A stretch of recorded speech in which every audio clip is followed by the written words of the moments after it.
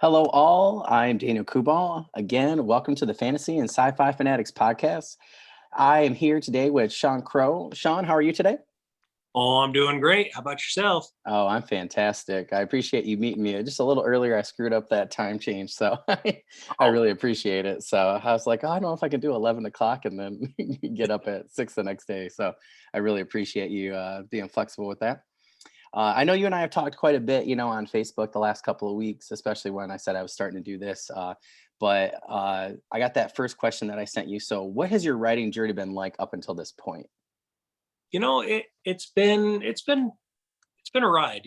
I've been trying to figure this out for a few years. You know how it goes. You're writing something and something it's not good enough, or you're trying to find that point where, man, am I ready to send off? Am I ready to do this? And I'd written 3 books that I'd never even published or Mm. even tried to. Then wrote the 4th book, and I sent it off hardcore traditional, wanted to go the traditional route. And then, you get your 60th, 70th rejection letter, and you're like, okay, what am I doing? You're getting some feedback, but it's been a roller coaster, but I feel like it's really starting to take off now. So Oh that's yeah, been kind of the feeling. Like, I feel like I've started to find my niche, started to find my audience, getting reviews, things are coming in. So, things have started to take off a little quicker than I anticipated, which has been pretty great. yeah, always good. Yeah, yeah. Yeah.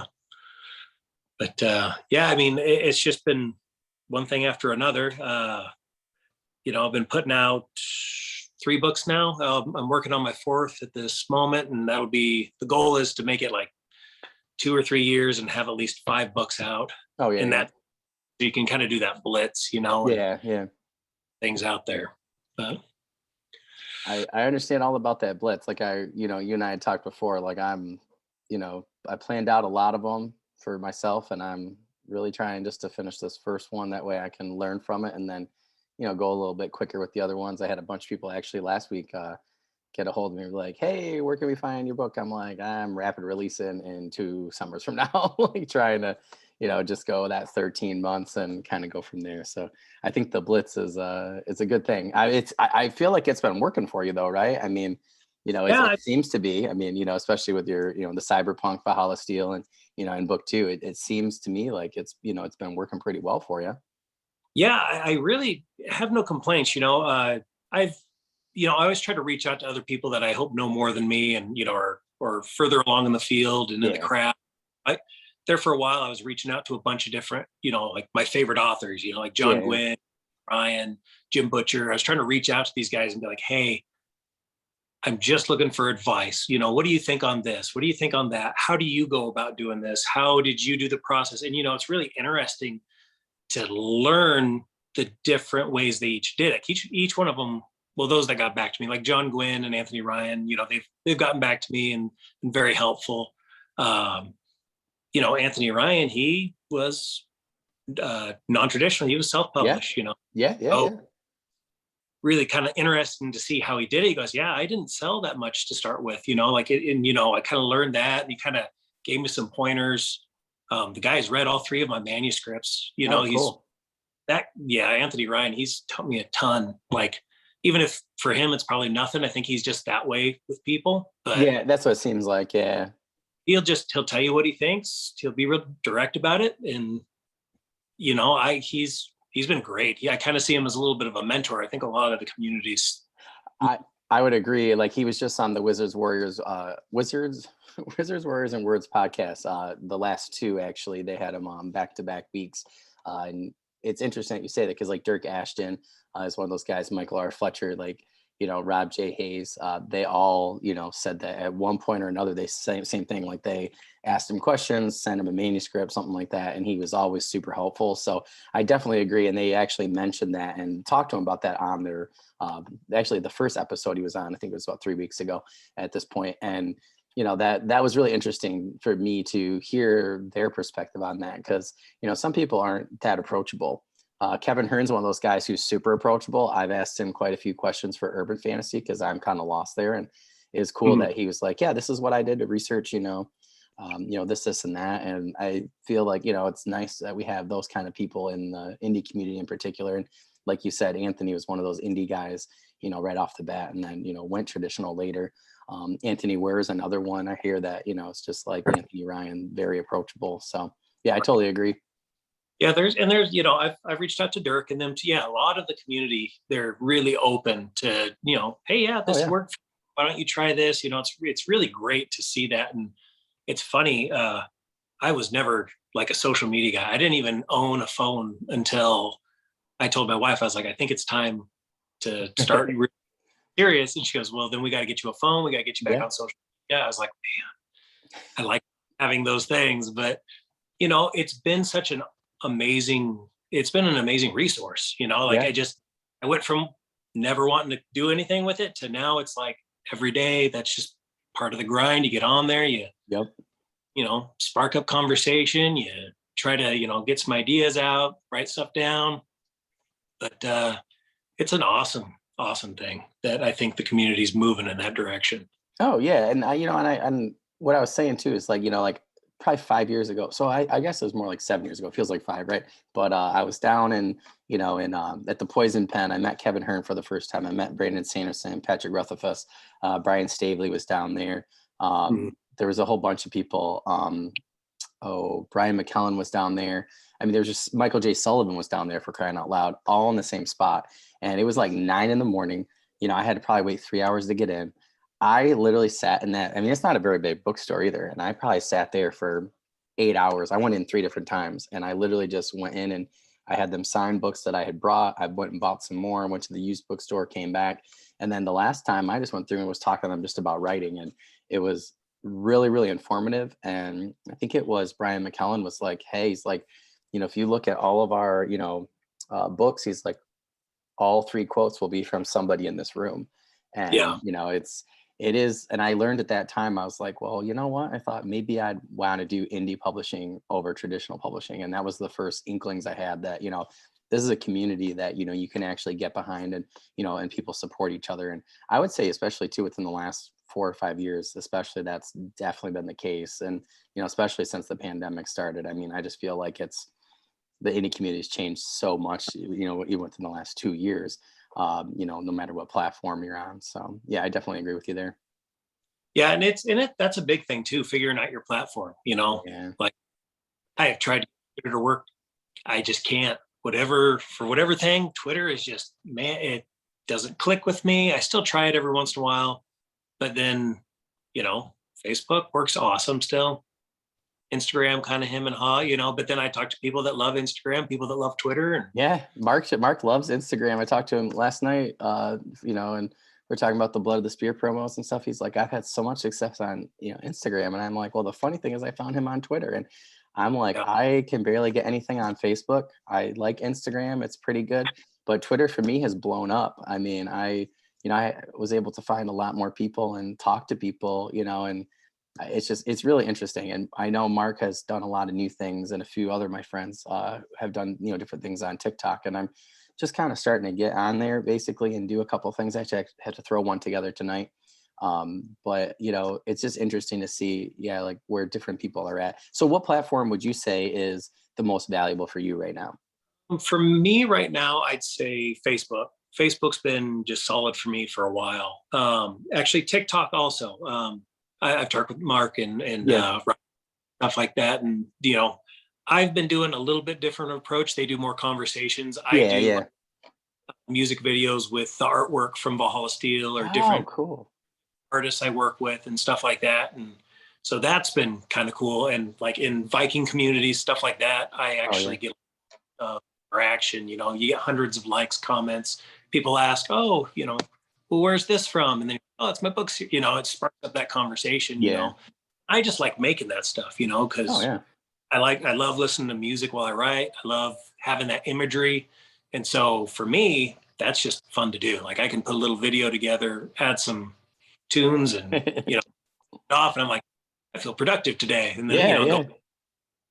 so I yeah. that's interesting you say that. I'll have to. I don't think I found you on TikTok yet, so we'll definitely have to connect on there because I would love to see how people. I like to see how people are doing different things because you just never know when, that's going to spark an idea for something else. Because that's where like Felix did Mark's, cover for Blood of the Spear. And I had looked at it and I was like, I had never considered that minimalist type of, of artwork before. And for some reason that just made me want to do my own banner for my website. And then, Right. for a couple things. And I don't know what it is now. I can't get out of my head. So then Felix, I messaged him. He's like, yeah, go check out the Adobe stock images. And I started to do that. And my buddy and I are going to like superimpose 2 of them. And, Felix like, that'll probably save you at least, $500-600, and it'll look, just as good as if someone did it. And just from seeing that image, it just jogs something there. So yeah, I think that's a really good point. I didn't never really consider doing that kind of thing on TikTok. So I'm glad you said that. I think I'll try and branch out. It'd be cool. Like, I don't know. I mean, I get on TikTok every once in a while. Actually, it's kind of one of the questions you asked later. I actually do a lot of research on TikTok, not more to like pique my curiosity, because I do a lot of I follow like tech pages, Cool. work, That's helpful. Yeah. Just different technologies that are coming out, because then you're like, okay, here's the theoretical science around it, or here's their thought process. Now, how can I take that and amplify it to work consistently through something, So like 3D printing, like in Valhalla Steel and Quenched in Blood. I write a scene actually in Quenched in Blood where they have that training ground, right? All 3D printed. It's 3D printed in 30 minutes and it takes up a half a city block. So we have some great technology now in 3D printing, but you just take that and boom, put it on steroids. Yeah. How I've been crafting things, because it's based in the science, but then I get to add my fantasy element. Yeah. That's a really good point. I actually saw a 3D printer at the Detroit Auto Show probably about 8 years ago, and they actually printed a car on the weekend that we were there. We went twice, like a Saturday Sunday combo, and by the time we went back, they had already printed like basically the car. So it's interesting that you say that. Yeah, I never really considered doing research that way in terms of like the sci-fi or or like cyberpunk or something like that. So that's actually a really good idea. You kind of got my mind working now about maybe even different fantasy stuff on TikTok. Miles Cameron. He does Chris does the writing fighting, which I really like. And him and I talked, and he was like, "Hey, you should do a martial arts one at some point." So I think I'll get ahead with the podcast, and then I think I'm going to do the martial arts aspect. But I had never considered, doing other research like that on TikTok, for instance. So that's actually I do it on Instagram all the time, but I never considered doing it on TikTok before. So that's actually a really good idea that I'm going to steal from you. So I'll give you credit though. Don't worry. Yeah, that's awesome. All right, let's see here. So you kind of talked already a little bit about the works that you have out currently. Do you want to kind of go over, especially like Valhalla Steel? That's going to be one I know a lot of people have talked about recently that I've talked about. And I asked, do you know Sean? And they're like, yeah, Valhalla Steel. And it seems to be whatever you're doing seems to be working, because a lot of people, it seems to have a pretty far reach right now. And then that one, what number slot did you get for Amazon? That one was pretty high too, right? Oh, Valhalla. Yeah, it was during one of those deal, you get your deals. And so, Yeah. like everybody else, but yeah, we made it to number 2 yeah, that's awesome. Number 2. Was pretty stoked about that. I was like, all right, there were like, I think like how many down? It was like 800 and some odd downloads. Yeah, that's crazy. A time. I was pretty satisfied. And that results in people getting into the other books, and all the reviews and stuff you get coming in, and it's been going great. But I mean, yeah. So first book I wrote was Godless Lands. I have this thing. I did download, by the way, so I'm really excited to get that one read That really actually soon. So kicked me off, because your first book, people usually tell you, don't expect to sell over 100 copies. Yeah. Like 2,500 in the first year. Oh, that's awesome. Congrats. That's awesome. Yeah. The people were buying it and, leaving great reviews. And I was, it just kind of kicked off. Anthony Ryan gave me that quote. Yep. That whole thing started with a conversation I had with an artist. Like that whole world came about because when I was still trying to hone my craft a little bit, I was writing a ton of short stories for my website. Oh yeah, I remember saying that. Yeah. So on like Instagram, when I first started, I'd be like, hey, if any artists want a short story written about their stuff, I'd love to do that. And got to talking with Thomas, and I just loved his artwork. You know, he did the cover Yeah, for he's God. awesome. Yeah, I mean, Death Knight, all Awesome his, cover. yeah, a lot of the characters are based off of his artwork. You Oh, know, that's cool. I talked, and he read the book and he really liked it, and it was really cool to kind of talk to him about some world concepts and be like, what were you thinking on this? What's the feeling? And so then the world came alive. I wrote like 3 short stories for 3 of his art pieces. And Oh then I was wow. like, write a book on this using these Yeah. characters.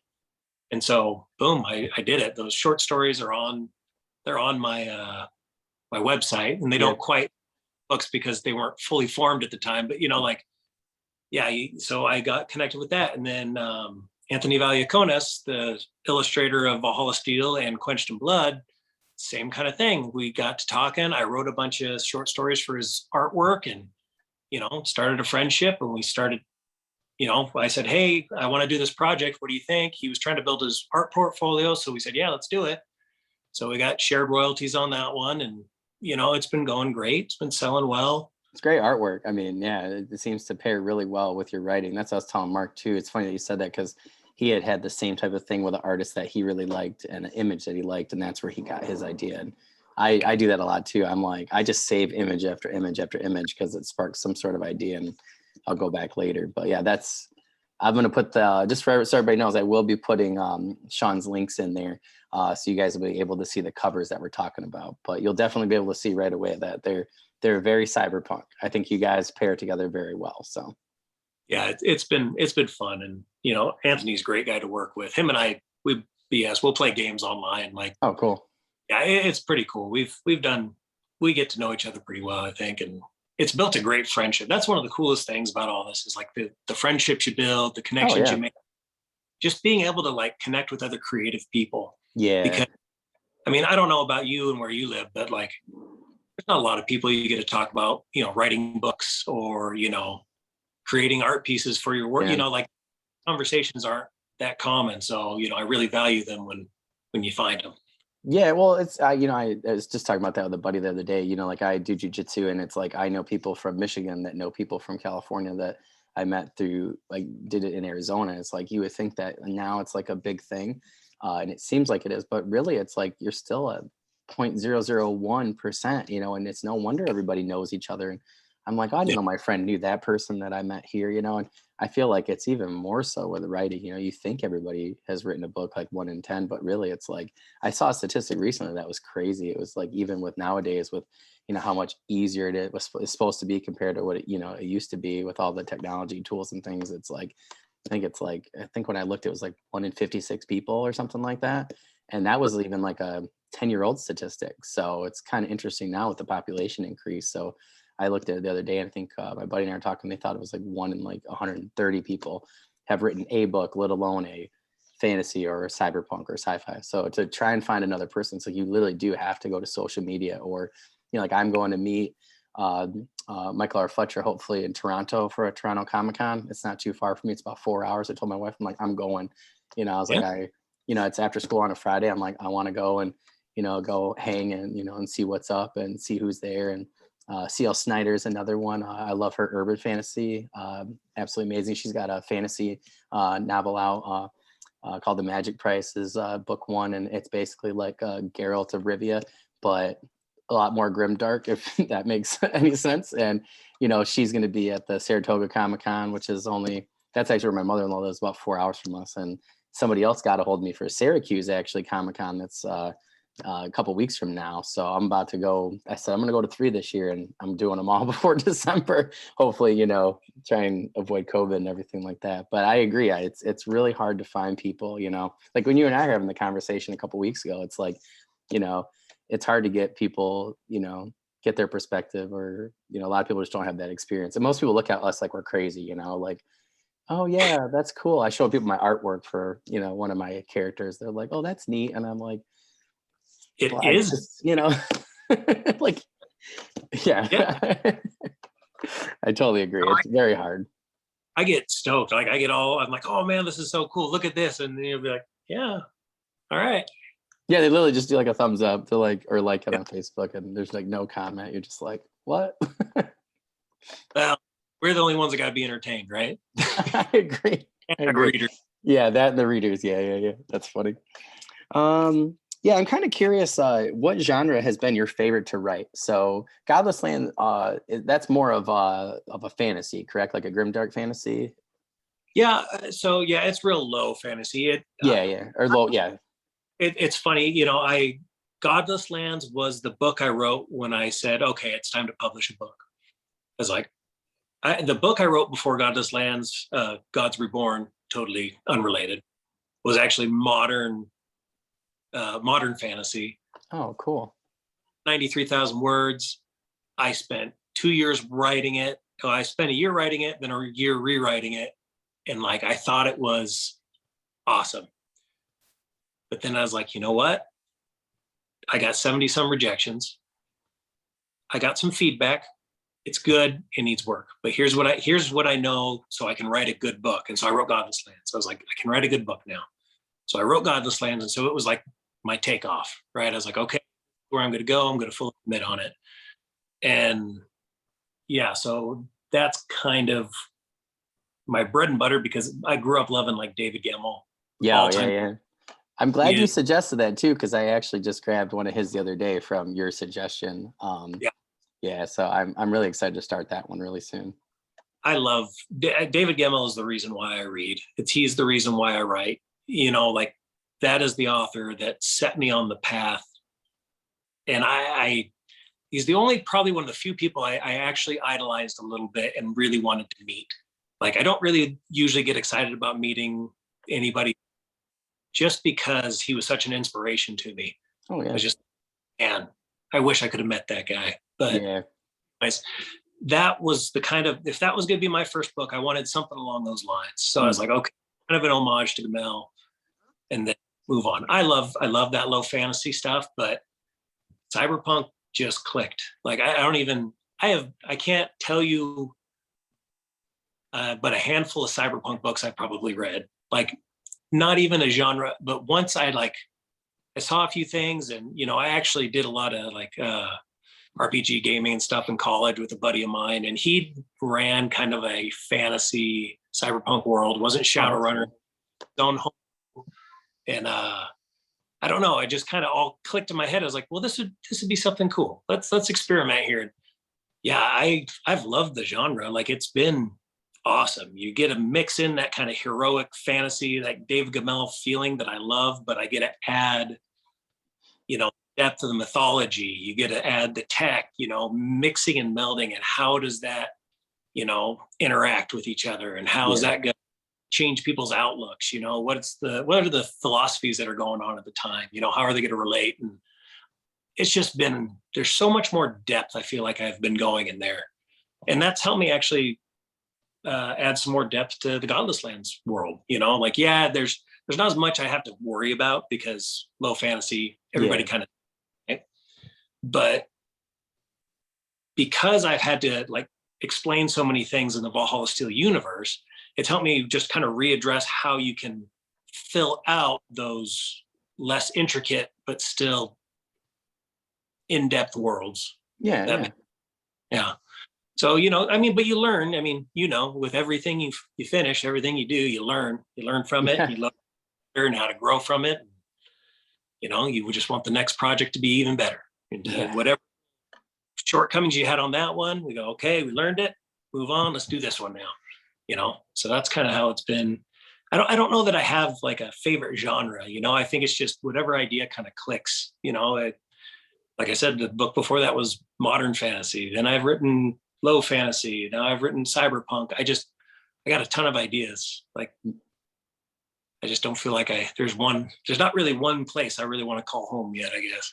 Yeah. And that's like, I had a conversation with another author the other day on Twitter, and I'm like, I said, I don't know. I said, I love urban fantasy. I said, I have a lot of ideas for urban fantasy. I have almost like a whole Marvel, like Avengers kind of idea for an urban fantasy world where a bunch of heroes, like separate trilogies, and they come together. And I said I'd Right. like to do a lot of, just different stuff with legends and stuff. I'm a history teacher, so it's all there. And it's, I think that's why I love urban fantasy. And, I've always read a lot of fantasy, and urban fantasy, I would say, is new for me in the last 7 years, of my however many years I've been reading, 20 something, 24 years, something like that, 25. And it's like, I don't know. I don't know if I like somebody said it the other day really well on a podcast listening to say, why do you have to pick anyway? And I said, I agree. Cause I'm like, what if you really love to read, cause you're supposed to, write what you love to read. And I'm like, I don't love to just read fantasy or urban fantasy or sci-fi or grimdark or,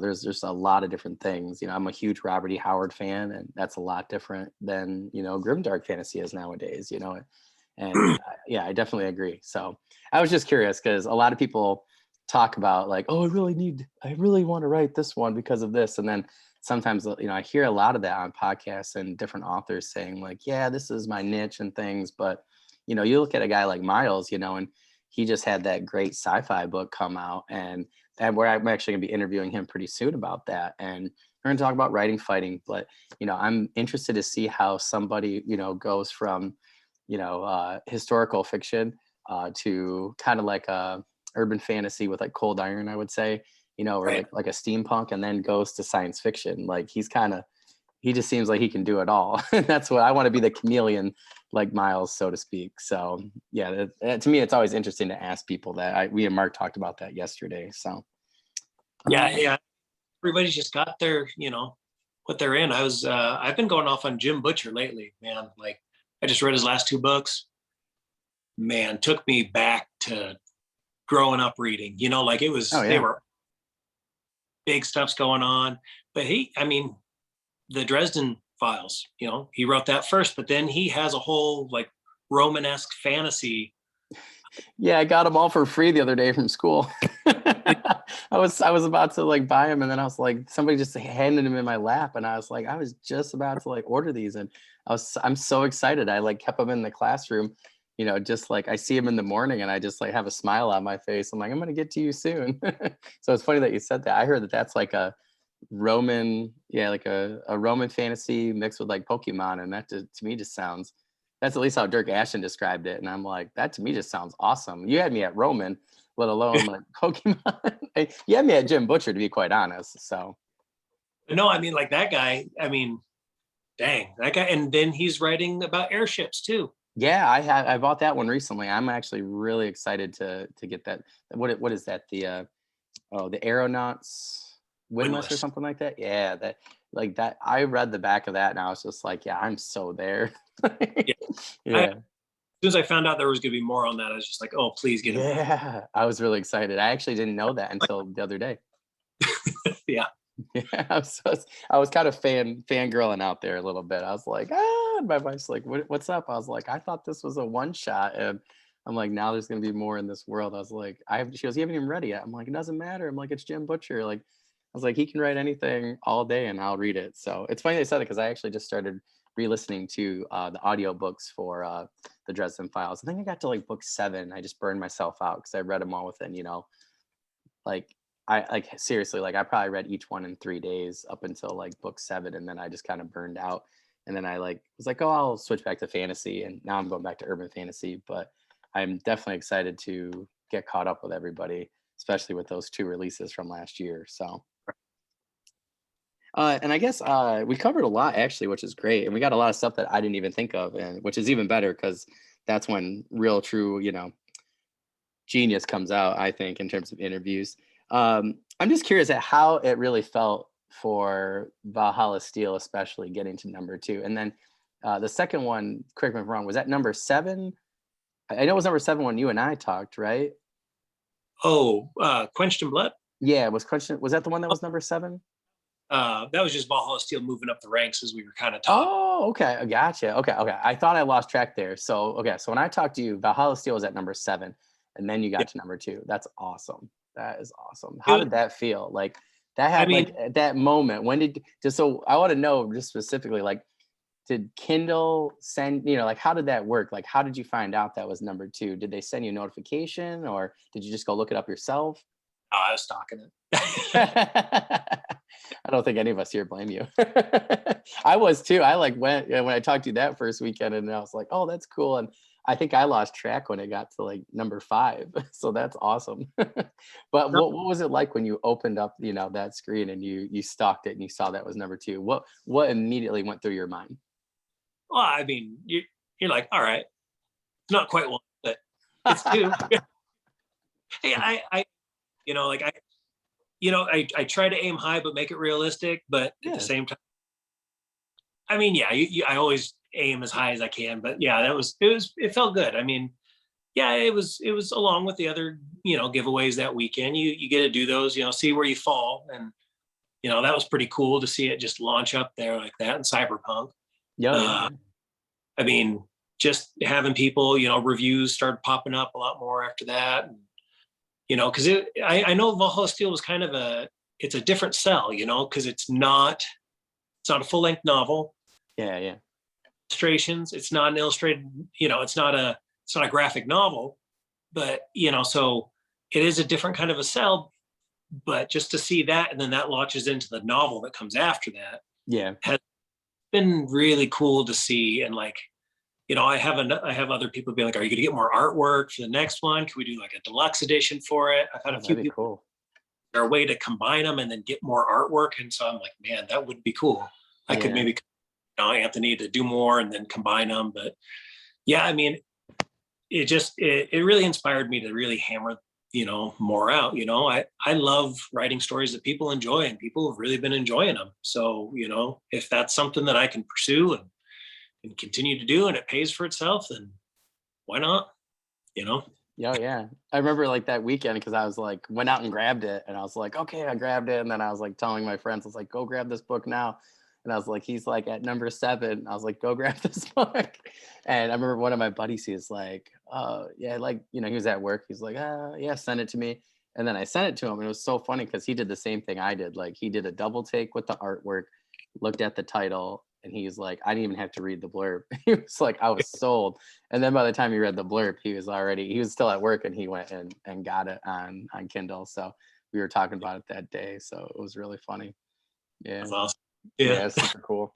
I will Yeah. again, congratulations. He said, he was like, man, he was like, that's freaking awesome. He's like, any genre, where you can get, like Dirk Ashton says all the time, you get, like Will White's one of those guys, who was number 1 for 3 days or something like that. And I think he beat everybody in the Kindle store for those 3 days. Like it wasn't just in, in his genre. So, I think anytime Dirk says, anytime you get top 100 even is amazing. So in any genre. So Oh, that is a great accomplishment, my friend. yeah. Thank you. Appreciate it. And we talked about, David, and like I said, you inspired me to go, get a couple of his books. I actually had a couple on the shelf that I totally forgot about after you and I talked. So I went and grabbed 1 or 2 more at the used bookstore when I saw them. So I really want to thank you there. I'll tell you when I finished those because you were really the person that inspired me to put more of his books on my shelf. So I'll be thanking you, I know, as soon as I get done with the first couple that I grabbed. Are there any other authors or writers that were really influential, in terms of your early growth as a writer? Actually, I brought him up, and this came up earlier. I tried to actually write Jim Butcher a letter the other day. Just put it on one of his Oh, fan cool. groups, like it, or somebody would pass it on to him. Just as kind of like a thank you. Like I didn't realize how big an impact that guy had when just on me as a reader, as a writer. Like it's one of those things. He wrote this scene at the end of one of his most recent book, and when you read it, it'll make sense. But it's about Christmas coffee and the memories that came back with that. And when I was just reading his stuff, I was having all these memories of like, sitting like on the bleachers between wrestling matches, like reading one of his books, or being on, a camping trip with my dad and like having snuck a book of his in my backpack. I remember reading the Furies, and when we were moving from one state to another in the back of a pickup, I'm just like sitting back there with his Furies series. Yeah. Man, I always had one of his books. And, you know, reading that, seeing the whole world, and it was kind of cool because he actually has a little bit of a Valhalla Steel kind of creation of his own in there. I discovered with his most recent Vikings in that whole urban setting. That's kind of cool. Yeah. But yeah, it just made me realize, like, man, that guy really had a big impact on me. You know, just as a writer growing up, always had it around. You know, then there's the bigs like Robert Jordan. You know, you always read. You know, but David Gemmell, Jim Butcher were probably two of the most impactful. Later on, Anthony Ryan, John Wynne, just more me as an adult, not so much the young man, you know, kind of growing up with those, you know, having an impact. But and more, those two more as kind of a mentor, because I approached them in that kind of a way, whereas the others, it was idolization a little bit, you know, getting in and that. But yeah, I'd say those have been probably the most impactful. Maybe Louis L'Amour a little bit. Oh, that's a good one too. Oh man, I tell you, I grabbed my dad a few of those recently, and I told him, I was like, finish them, because then I'm gonna be the one reading them after. Well, yeah. Like, me and my dad always referred to David Gemmell is the Louis L'Amour of fantasy, right? Yeah, that's true. Yeah. Westerns, David Gemmell did for fantasy. And then what I told my dad when I was writing Valhalla Steel, I said, that's what I want to do for sci-fi. Oh, so, cool. I mean, that's the goal. I'm a pretty big Gemmell acolyte, you know, like that guy, boom, the philosophies he had, the moral dilemmas that the characters would go through. I feel like he understood like men of violence. Yeah. That a lot of people don't get. Yeah. It's harsh, it's cruel, it's a cold world, but there's also good in it, you know, and I love those kind of thoughts. Like, you know, bad men can be a good men for a short time. It's, you know, like there's redemptive arcs. There's that possibility of something more than just the crapshoot, you know, and I really like those ideals. Like, I know I click really well with the grimdark crowd and stuff with my work. Like, I can't like Abercrombie. I love his prose. I think he's an amazing author. But man, it's like there's no good, right? Like, everybody is so selfish and so self-focused, and I don't know, like, it just doesn't entice me as much. Yeah. No, there's good in there. But anyways. No, I think those are great points. My dad always talked about that. You know, we're big John Wayne and Clint Eastwood fans, you know, and we like those because, you know, again, like you said, like, you know, like I realized recently I do a lot of redemption arcs for some reason. I don't know what it is. I'm a big fan of the Paladin, like now I'm gonna blank on his name. Michael from, you know, Jim Butcher. He's got to be one of my favorite book characters of all time, because he's me. Like, that's how I see myself, and that's how I, you know, who I strive to be like. And I, you know, as soon as I read that character, I was like, wow. I was like, you know, there I am. And, you know, and I said to my friend recently, I said, I do, you know, recently been doing redemption arcs. I said, but I think at some point I just want to do a straight up, you know, Paladin or somebody, because that's why I was playing D&D. And that's like, there are still good guys in the world, you know, not everybody has to be the Punisher, you know, an anti-hero. I was like, sometimes I just want to read a hero, and I go back to Forgotten Realms, especially, you know, and, you know, I definitely agree with you. I think, you know, that's lacking a little bit in today's modern writing world. So, all right. Are there any promos or anything like that? I'm going to be putting up the links for Valhalla Steel and Quenched in Blood and Godless Lands in this YouTube description. And then if you guys on the Spotify want to go check out the website, Twitter, and Facebook page for the Fantasy and Sci-Fi Fanatics podcast, you can also find Sean's work there. Is there anything else you kind of want to promo now in our last couple minutes here, Sean? You know, I Quenched in Blood just came out a few months ago. It's moving up. People seem to enjoying it. Valhalla Steel is kind of like the prelude into Quenched in Blood, so that's my big push right now. We have another Godless Lands novel sometime this winter. Oh, cool. So that means we'll have to have you on in the winter then too, so to help promote that. So Got to hammer them out. Yeah, amen to that. All right. Well, I know we're probably running out of time for the Spotify, so we'll sign off here if that's okay with you, Sean. Really appreciate you coming in today, and we thank everybody for tuning in to the Fantasy and Sci-Fi Fanatics podcast.